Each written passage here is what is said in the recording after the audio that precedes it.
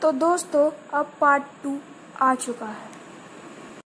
दोस्तों पार्ट 1 में हमने बहुत से मुगलों के बारे में पढ़ा, जैसे बाबर, हुमायूं, अकबर, जहांगीर, शाहजहां।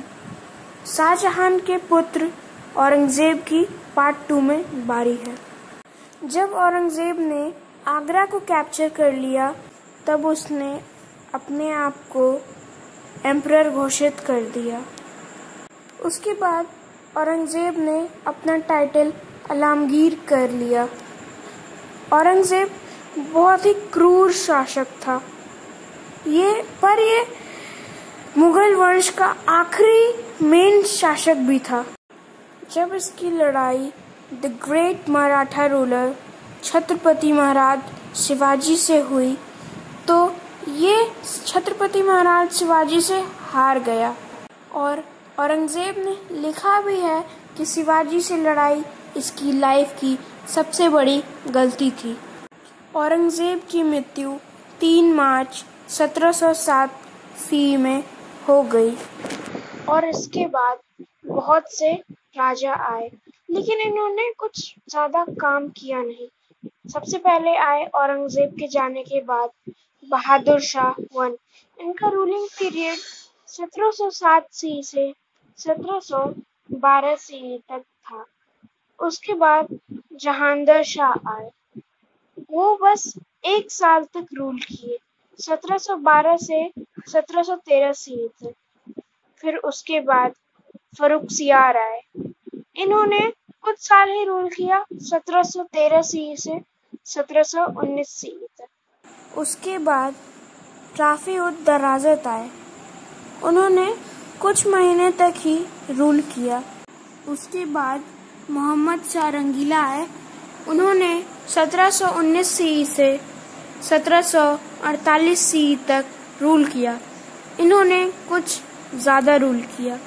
उसके बाद अहमद शाह बहादुर आए, इन्होंने 1748 से 1754 तक रूल किया। उसके बाद आलमगीर सेकंड आए, इन्होंने 1754 से 1759 तक रूल किया। आलमगीर सेकंड के बाद शाह आलम 2 आए, उन्होंने 1759 से 1806 तक रूल किया। उनके बाद अकबर सेकंड आए, इन्होंने 1806 से 1837 तक रूल किया। उसके बाद मुगल एम्पायर के last ruler Bahadur Shah Zafar second आए, इन्होंने 1837 से 1858 तक रूल किया। तो दोस्तों क्या आप लोगों को पता है कि मुगल एम्पायर का डिक्लाइन क्यों हुआ? इसके बहुत सारे काउज हैं। पहला, राजकीय कारण।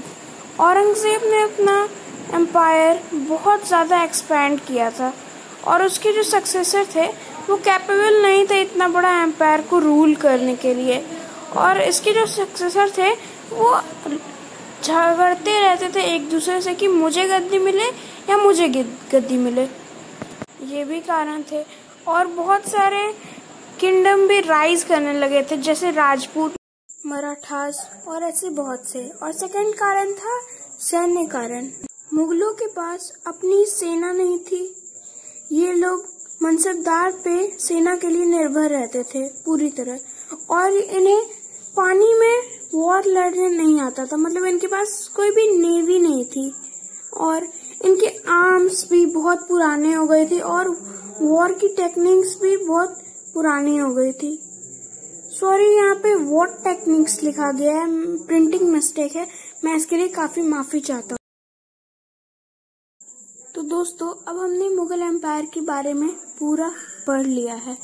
अगर आपको ये वीडियो अच्छा लगा तो इसे लाइक, सब्सक्राइब और शेयर जरूर करें। Thank you. Have a nice day.